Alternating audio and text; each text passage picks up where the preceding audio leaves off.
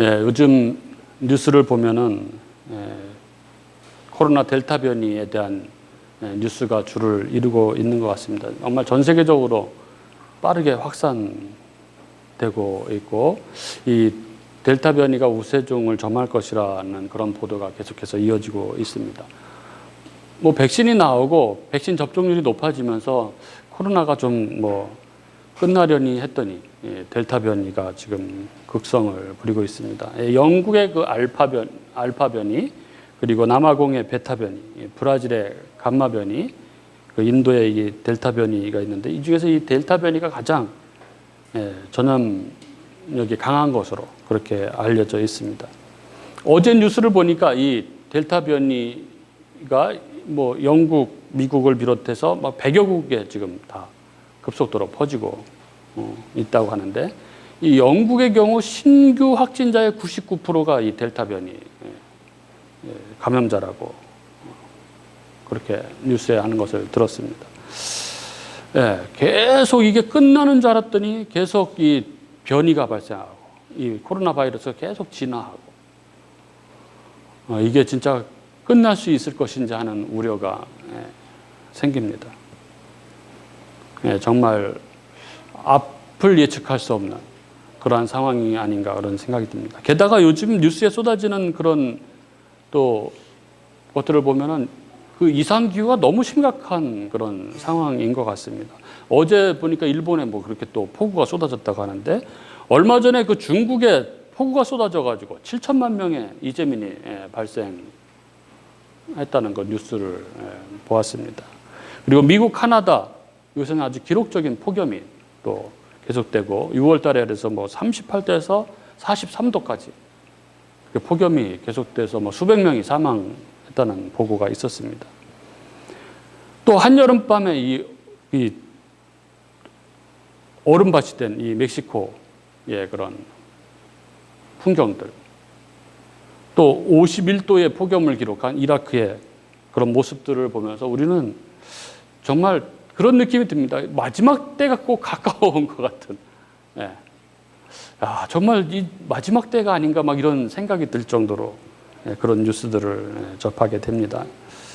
그리고 지금 믿는 사람들도 보면은 거의 마지막 때의 증상처럼 알곡과 가라지가 확연하게 갈라지는, 지금 이제 다 참된 신앙을 가지고 있는 사람과 그렇지 않은 사람이 지금 다 드러나고 있지 않습니까? 이런 상황을 보면서 지금 이 시대에 정말 시급한 것은 복음, 구원의 문제가 아닌가 이런 생각을 하게 됩니다. 우리가 기도회 때도 서로 이 부분에서 이야기를 많이 나누는데 우리 자신을 보건대 우리는 아무런 소망이 없습니다. 정말 너무나 형편없죠. 얼마나 완악한지.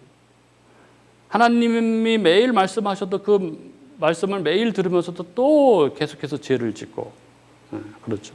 그러면서도 겉으로는 아닌 척, 점잖은 척 그렇게 외식적인 생활을 하고, 그리고 자신의 그 죄짓는 모습들, 그 불신앙의 원인들을 자기 안에서 찾지 않고 다른 곳에서, 내 밖에서 환경을 탓하고 다른 사람을 원망하고 하면서 자기 합리화를 하고 있는 것이죠. 그렇게 언제나 자기 중심적으로 상황을 이해하고 그렇게 하면서도 미래에 대한 또 두려움 속에 살아갑니다. 그래서 다른 사람들을 돌아보지 못하고 그렇게 아주 작은 인생을 살아가고 있는 것이죠.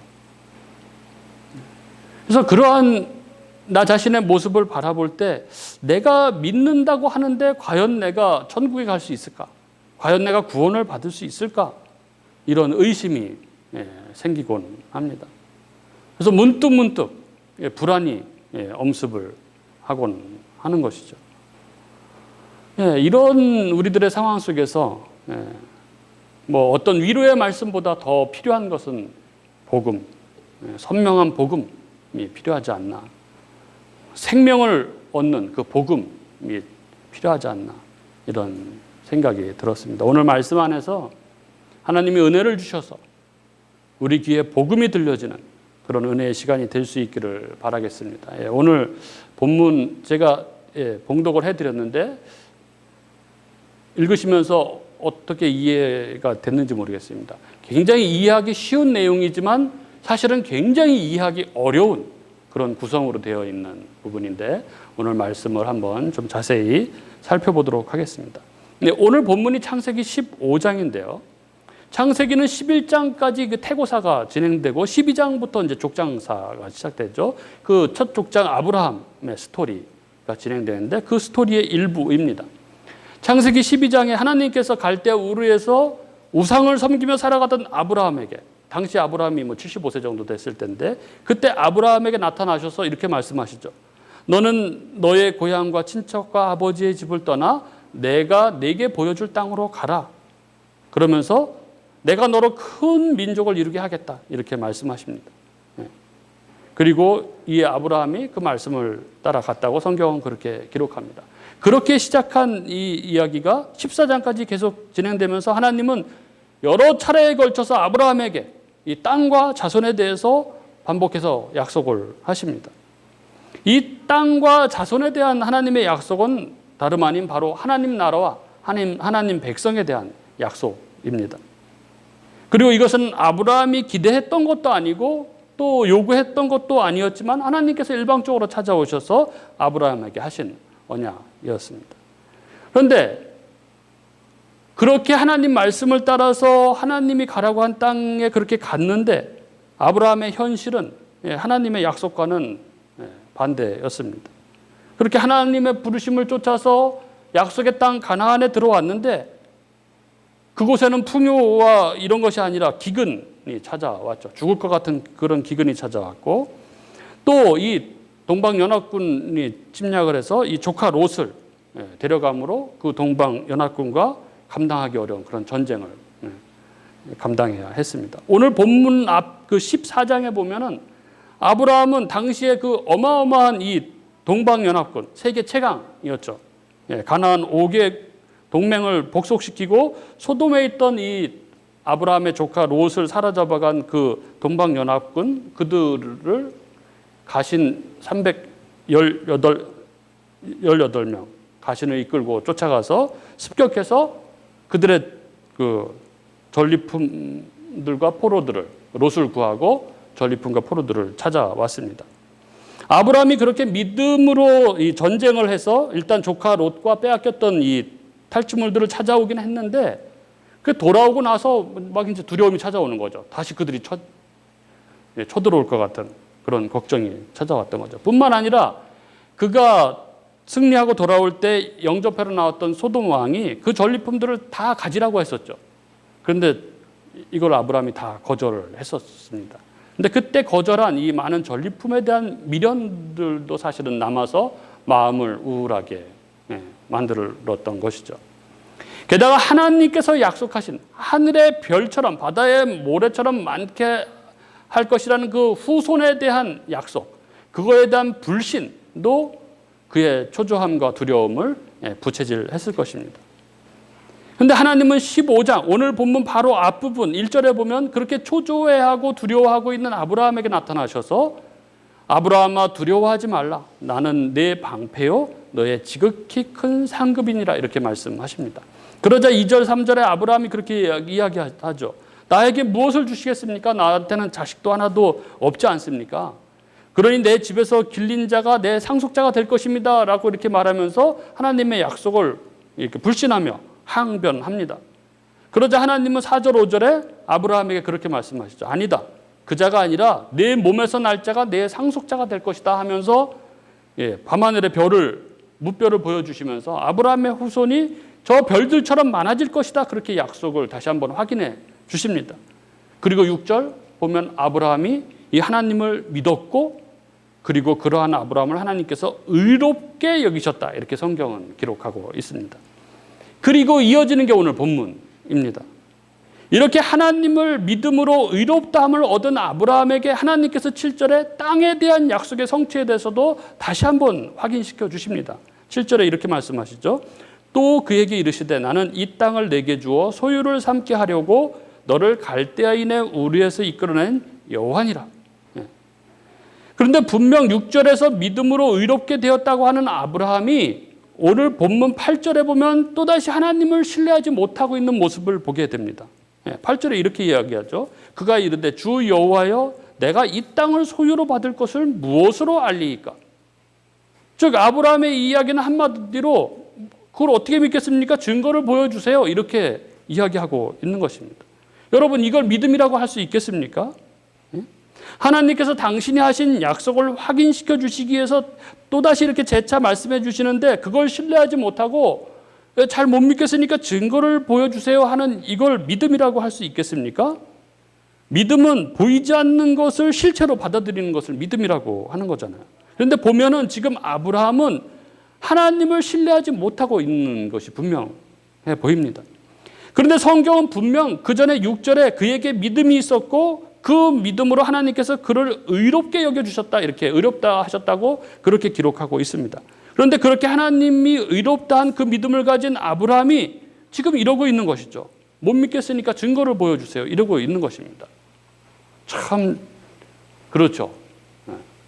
좀 너무한 것 같죠. 그런데 이게 바로 우리 성도들의 믿음의 양면성이지 않나 그런 생각이 듭니다. 믿는다 하면서도 믿지 못하는. 그래서 안 믿는 건 아닌데 그런데 뭔가 이렇게 확실한 뭐를 보고 싶어 하는, 징표를 보고 확인하고 싶어 하는 그런 것이죠. 어찌됐든 사람이 믿음이 연약하고 또 시험이 들고 하면 이렇게 하나님께 증거, 이적을 요구하는 것 같습니다. 결국 이거는 미성숙한, 연약한 신앙인 것이죠.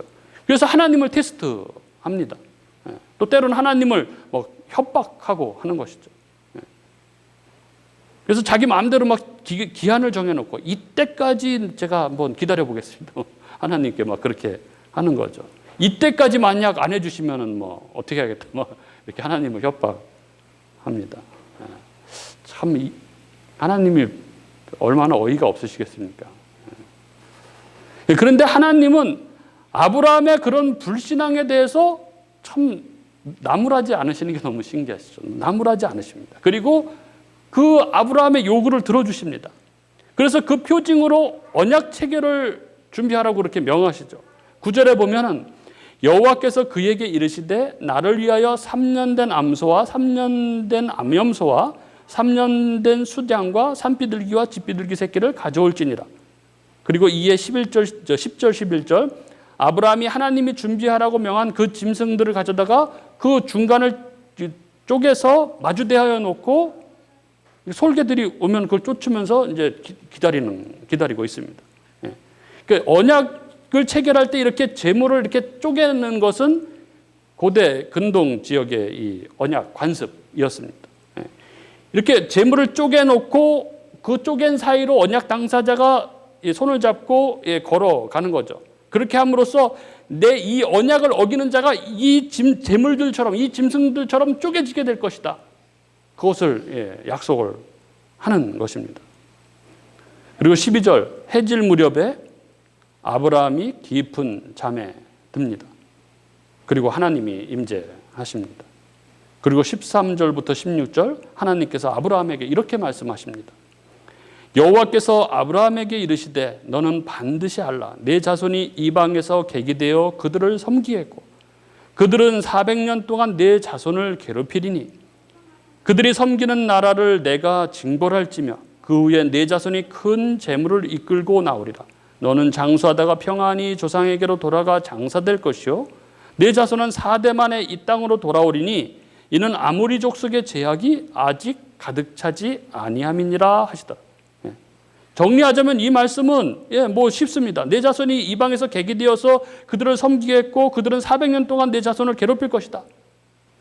그런데 400년 후에 내가 그들을 징벌할 것이고 그 후에 내 자손들이 큰 재물을 이끌고 나올 것이다. 그리고 너 아브라함은 장수하다가 평안히 죽을 것이다. 그리고 내 자손이 4대 만에 이 땅으로 돌아올 것인데 그 이유는 아모리 족속의 죄가 아직 가득 차지 않아서이다. 이렇게 이야기하고 계시는 것이죠.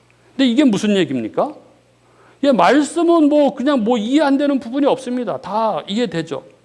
그런데 갑자기 하나님께서 이런 말씀을 하신 이유가 뭐냐는 거죠. 다시 한번 잘 보십시오. 7절에 믿음으로 의롭다함을 얻은 아브라함에게 하나님께서 땅에 대한 약속의 성취에 대해서 다시 한번 확인시켜 주십니다.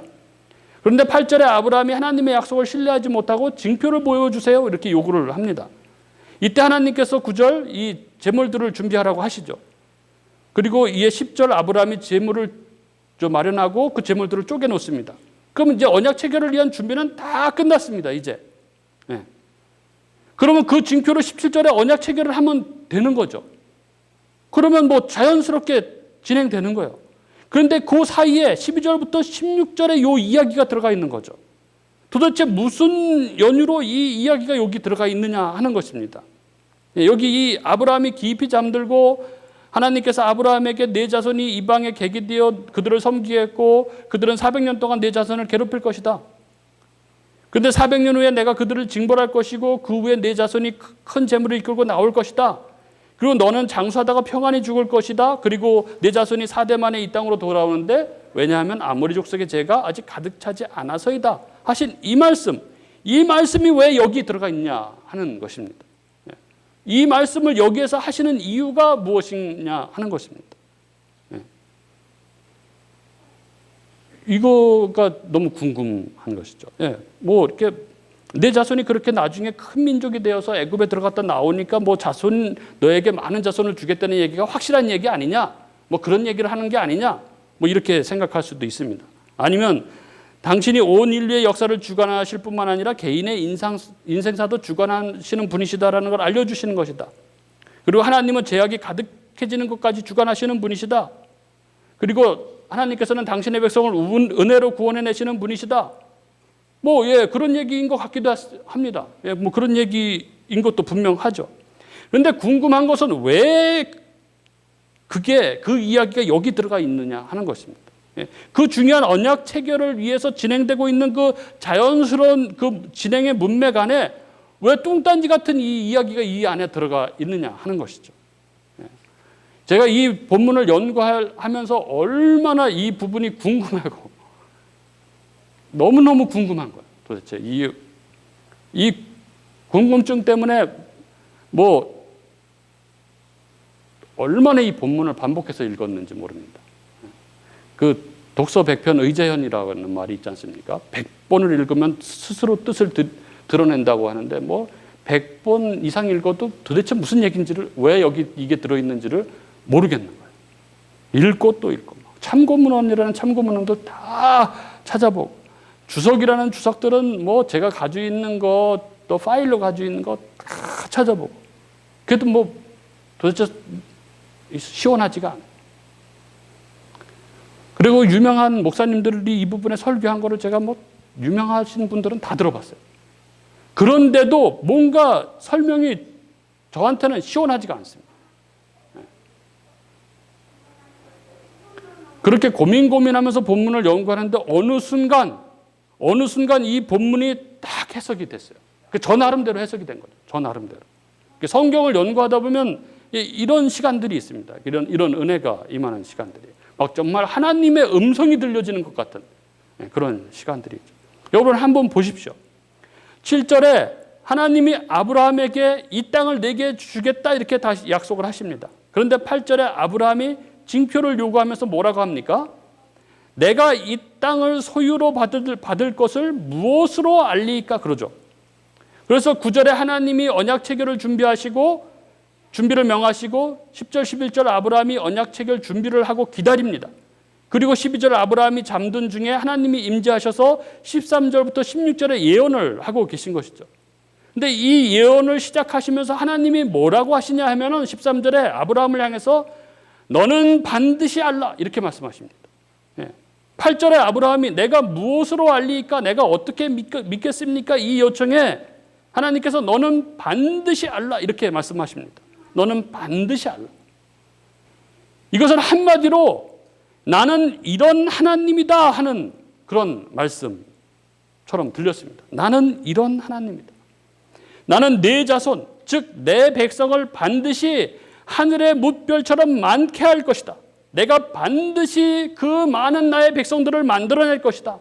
나는 만물의 창조주요 주관자다. 역사도 인생도 내가 주관하고 내가 이끌어간다. 그리고 내 자손은 이 400년의 애굽의 시간, 그 고난의 시간, 그 광야의 시간을 통해서 반드시 성숙한 나의 백성으로 만들어낼 것이다. 그리고 마지막 때에 죄악이 가득해지는 때에 내가 이 땅을 심판하고 내 백성들을 나의 나라로 들어오게 할 것이다.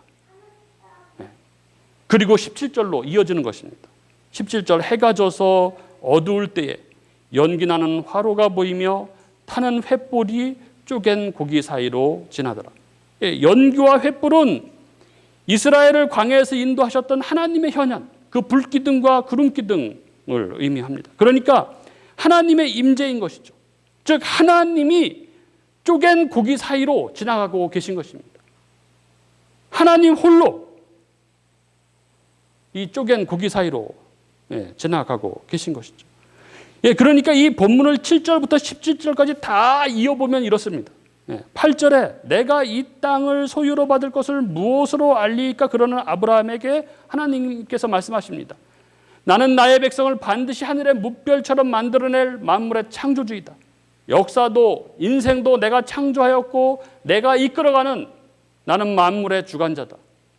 나는 내가 택한 내 백성을 반드시 그 광야의 시간, 그 역사와 인생을 거쳐서 반드시 성숙한 자로 만들어낼 것이며 그리고 마지막 때에 그 죄악이 가득한 때에 내가 이 땅을 심판하고 나의 백성들을 나의 나라로 이끌어 드릴 것이다.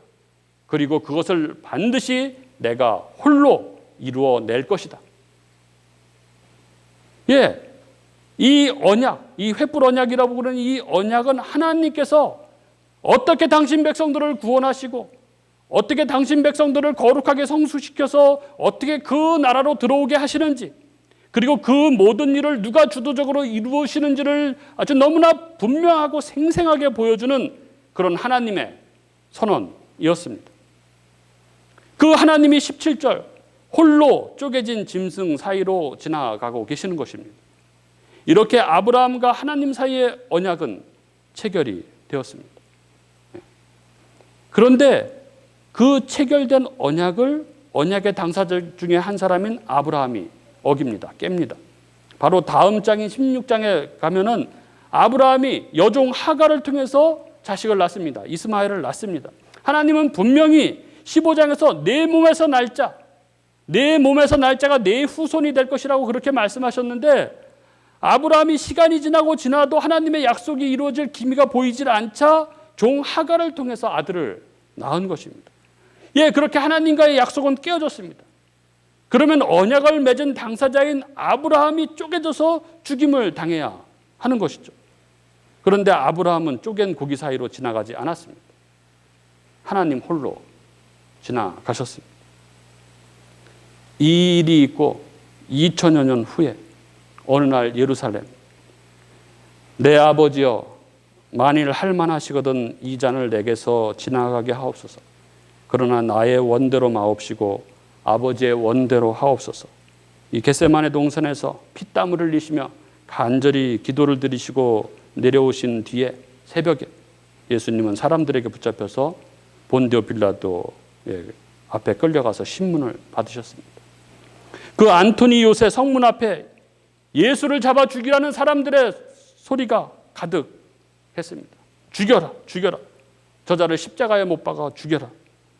겨우 닷새전만 하더라도 그렇게 호산나 다윗의 자손이여 하면서 종려나무가지를 흔들면서 그를 환영하고 찬양하던 사람들이 며칠 만에 갑자기 이렇게 바뀌어서 저자를 십자가에 못 박으라고 그렇게 소리치고 있는 것입니다. 바나바는 살리고 저자 예수를 십자가에 못 박으라 이렇게 소리치고 있는 것입니다. 이윽고 비겁하고 교활한 빌라도는 그대들은 이 사람을 데려다가 십자가에 매달든지 말든지 마음대로 하라. 나는 그에게서 아무 죄도 찾지 못하겠노라 하면서 예수를 그들의 손에 넘겨줍니다. 그리고 그 흥분한 무리들에 둘러싸여서 예수님은 40km 가까운 십자가를 짊어지시고 고통 가운데 골고다 언덕을 올라가십니다. 그리고 오전 9시 그 골고다 로마 병사들은 13cm 그 못을 입에 물고 예수의 손목 중 뼈가 없는 부분을 찾아서 그 위에 힘차게 못을 때려 넣었습니다. 그렇게 차례로 양손과 발에 못이 박히신 후에 백부장이 소리쳤습니다. 끌어올려라. 그렇게 십자가가 세워 올려질 때 예수님의 손목은 비틀어졌고 검붉은 피는 치솟아 흘러내리면서 십자가를 타고 흘러내렸습니다. 그리고 그렇게 그 참혹한 고통의 시간, 피로 얼룩진 채 숨이 멎고 겨우 숨이 트이는 그 시간, 그 지리한 3시간이 지나고 제6시 정오가 되자 갑자기 온 땅에 어둠이 임하였고 그 어둠은 제9시 오후 3시까지 계속되었다고 성경은 그렇게 기록합니다. 그리고 제9시 오후 3시에 예수께서 큰 소리로 엘리 엘리 라마 사박다니, 나의 하나님 나의 하나님 어찌하여 나를 버리셨나이까, 이렇게 외치셨습니다. 아무 죄도 없으신 예수님께서 우리의 모든 죄를 지심으로 하나님으로부터 버림을 받으신 것입니다. 그 순간 하나님의 아들 예수는 철저히 죄인이 되셔서 예수님께서는 이 의로우신 아버지 하나님으로부터 완전히 버림을 받으신 것입니다. 그리고 얼마 후 예수님께서 테텔레스타이, 테텔레스타이라고 큰 소리로 외치셨습니다. 다 이루었다. 다 이루었다. 예수님께서 모든 인류의 모든 죄를 다 대속하시고 모든 자의 구원을 충분히 이루실 하나님의 그 구원, 그것을 마침내 완성하셨다고 큰 소리로 그렇게 외치신 것입니다. 테텔레스타이, 다 이루었도다. 그리고 예수님께서 숨을 거두셨습니다. 이에 성소 휘장이 위로부터 아래로 찢어져 둘이 되었다고 성경은 기록합니다. 휘장은 하나님과 죄인인 우리들 사이를 철저하게 가로막았던 그러한 가림막이었습니다. 우리의 죄 때문에 하나님과 우리는 가까운 곳에 있어도 함께 할 수 없도록 그 사이를 막고 있던 것이 바로 휘장입니다. 그런데 예수님께서 십자가에서 이 테텔레스타이 하시고 죽으신 그 순간 하나님과 우리 사이를 막았던 그 죄의 문제가 해결되었고 그 순간 하나님과 우리를 가로막았던 휘장이 찢어지고 우리가 하나님께로 나아갈 수 있는 길이 활짝 열린 것입니다. 이제 누구나 하나님 앞에 직접 나아가서 하나님을 만날 수 있는 그 길이 활짝 열린 것입니다. 아브라함에게 그 약속, 하나님 나라에 대한 약속의 표징으로 언약을 맺으실 때 그 쪼개진 짐승들 사이로 홀로 지나가셨던 그 하나님, 그 만물의 창조주, 만물의 주관자이신 하나님이 십자가에서 당신이 홀로 쪼개지심으로 그 언약을 성취하신 것입니다. 그래서 하늘의 무별과 같은 그 하나님의 백성들, 저와 여러분들, 교회가 탄생하게 된 것입니다. 우리가 죽어야 하는데, 우리가 쪼개져야 하는데 하나님께서 홀로 쪼개지신 것입니다. 여기 이 15장은 바로 그 예수 그리스도의 십자가가 아주 애절하게 드라마틱하게 예시되고 있는 그런 본문입니다. 언제나 나밖에 모르고 주변과 이웃을 돌아보지 못한 채 언제나 나 중심으로 모든 것을 해석하고 이해하고 그러면서도 내일에 대한 염려와 걱정과 두려움 가운데 살아가는 우리들, 아무 소망이 없는 우리들, 구원을 받을 만한 아무 자격이 없는 우리들, 그런 우리들에게 소망이 생겼습니다. 바로 십자가, 바로 예수입니다. 우리가 하나님께 갈 수 있는 길이 비로소 열린 것입니다. 바로 예수입니다. 오직 예수를 믿음으로 우리의 죄의 문제가 해결되고 우리가 하나님께로, 그 하나님 나라로 들어갈 수 있는 길이 활짝 열리게 된 것입니다. 그래서 그 예수를 믿는 자에게 하나님 나라가 주어지게 되는 것입니다. 어떤 사람들은 아주 담대하게, 대담하게 이렇게 이야기를 합니다. 죽으면 끝이지 뭐. 죽으면 끝이지. 그런데 죽으면 끝이 아닙니다. 하나님이 계시고 심판이 있고 영원한 지옥과 영원한 천국이 있습니다. 죽으면 끝이 아닙니다. 벌써 아까 기도에도 하셨는데 벌써 7월입니다. 벌써 7월. 벌써 7월이 되었네. 우리가 그랬잖아요. 벌써 1년의 반이 엊그저께 시작한 그 새해의 1년의 반이 벌써 지나가고 말았습니다. 금요일만 되면은 저는 숨이 턱턱 막힌다고 이야기하지 않습니까? 벌써 금요일이야. 벌써 금요일. 우리 인생도 어느 순간 훅 지나가고 어느 순간 우리는 하나님의 심판대 앞에 서게 될 것입니다. 그날은 도적처럼 우리에게 임할 것입니다. 그렇게 우리에게 지금이라는 이 시간은 사실 어떠한 나태함도 허락될 수 없는 그런 절박한 시간이 아닐 수 없습니다. 이제 결정해야 하는 것이죠. 생명이냐 죽음이냐, 생명이냐 죽음이냐, 영원한 멸망이냐 영원한 생명이냐, 영원한 지옥이냐 영원한 천국이냐를 선택을 해야 됩니다. 오직 예수로 말미암는 새 삶, 예수 안에서 이루어지는 은혜의 삶, 그 예수를 진정으로 내 안에 영접함으로 새 삶을 시작할 수 있기를 바랍니다. 그래서 그 새 생명의 삶, 그 새 생명의 삶을 살아가는 저와 여러분이 될 수 있기를 바랍니다. 나를 죽이고 다른 사람을 살려내는 삶입니다. 나와 내 가족만 바라보는 삶이 아니라 나와 내 가족을 넘어서 다른 사람들, 이웃을 돌아보고 섬길 수 있는 삶입니다. 내 자랑, 내 자식 자랑이 아니라 오직 우리 주님, 오직 십자가만을 자랑하는 삶, 그 은혜의 삶, 그 복된 삶을 살아갈 수 있기를 진심으로 바랍니다. 그래서 그 영원한 나라에서 함께 만나는 저와 여러분이 될 수 있기를 주님의 이름으로 간절히 축복합니다.